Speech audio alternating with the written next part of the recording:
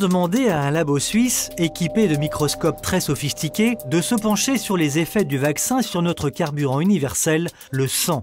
Grâce à leur microscope, nous pouvons suivre en direct l'état du sang d'une patiente avant et après vaccination. Le directeur de ce labo est un pharmacien clinicien. Il a été responsable des effets secondaires pour l'un des plus grands groupes pharmaceutiques. Il s'est notamment occupé des études cliniques de phase 3 ou 4. Nous sommes au bon endroit. On voit des globules rouges qui sont parfaitement séparés les uns des autres, où les globules blancs continuent à fonctionner et à éliminer les substances, qu'elles soient d'origine virale, bactérienne, etc.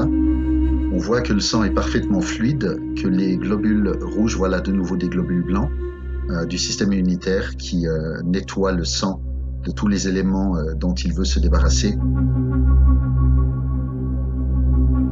Nous avons fait, avec toute l'équipe avec laquelle je travaille, puisqu'il y a toute une équipe à la fois de médecins, de pharmaciens, de biologistes, de généticiens. Et il est vrai qu'on a été surpris de voir à quel point la formule sanguine pouvait changer, mais ce qui nous a surpris aussi, c'est de voir le peu de temps qu'il a fallu pour que cette formule change après la vaccination.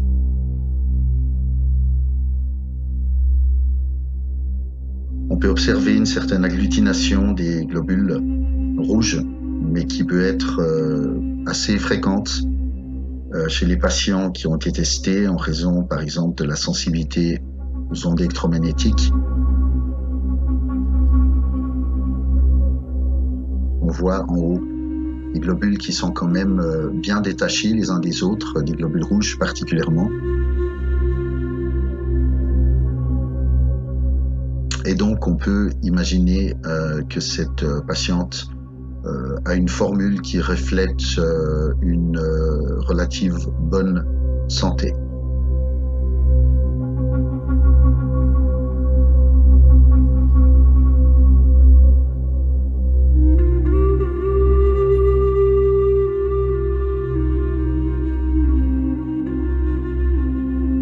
Nous observons un amoncellement extrêmement conséquent des globules rouges en forme de ce que l'on appelle le rouleau de pièces de monnaie.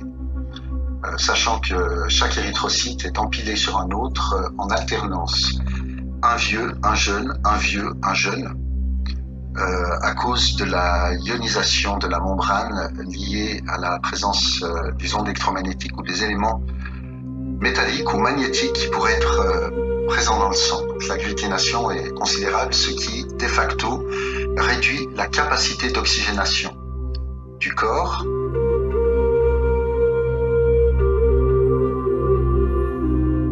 On constate également une présence accrue de fibrine entre les cellules, fibrine dont on rappelle que atteint un certain stade, elle va coller les globules rouges ensemble et donc pouvoir expliquer pourquoi on trouve des thromboses.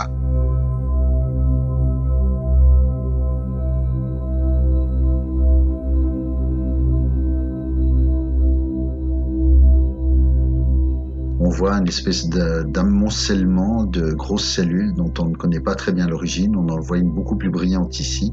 On voit des points brillants là qui pourraient laisser penser qu'il s'agit d'oxyde de graphène. On en voit un autre exemple ici. On sait très bien que la nature ne produit aucun élément carré. On se retrouve tout d'un coup avec des structures carrées de ce type-là qu'on ne s'explique pas à aujourd'hui. On trouve également, grâce à la microscopie à fluorescence du champ vital, la possibilité de pouvoir colorer l'ARN et l'ADN. Et on voit tout d'un coup des modifications très significatives. Vous voyez la couleur rouge, qui est celle de l'ARN, qui est en train de vouloir modifier une cellule. On se demande pourquoi et comment. On le voit également ici, avec des colorations qui sont vraiment nettes et manifestes par rapport à l'ADN qui, lui, est en vert.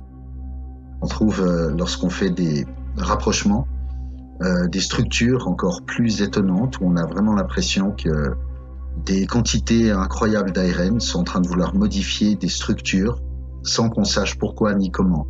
Donc la plus grande prudence est bien évidemment de rigueur. Pourquoi j'ai quitté cette industrie pharmaceutique? Parce qu'il y a 30 ans, alors que j'étais associé en recherche clinique, le directeur du marketing m'a demandé ouvertement de jeter à la poubelle les résultats des études qui n'étaient pas favorables à leurs produits et de ne publier que ceux qui étaient favorables. Ce qui voulait dire qu'il y avait un travestissement de la vérité, ou en tout cas le mensonge par omission. Et ça m'a profondément choqué. C'est la raison pour laquelle, depuis 30 ans, j'ai quitté l'industrie pharmaceutique. J'ai toujours voulu garder la distance nécessaire qui me permette de rester neutre et objectif face à ce que j'observe, sans me laisser écraser par une influence extérieure. Et je dirais que ce qui me choque aujourd'hui, à la fois en tant qu'humain et à la fois en tant que scientifique, c'est qu'on assiste à ce qui semble être une sorte d'inversion des valeurs. Ce qui est vrai est faux, et ce qui est faux devient vrai. Et je ne peux m'empêcher de penser à un de vos illustres compatriotes français, Coluche, qui disait « c'est pas parce qu'ils sont nombreux à avoir tort qu'ils ont raison ».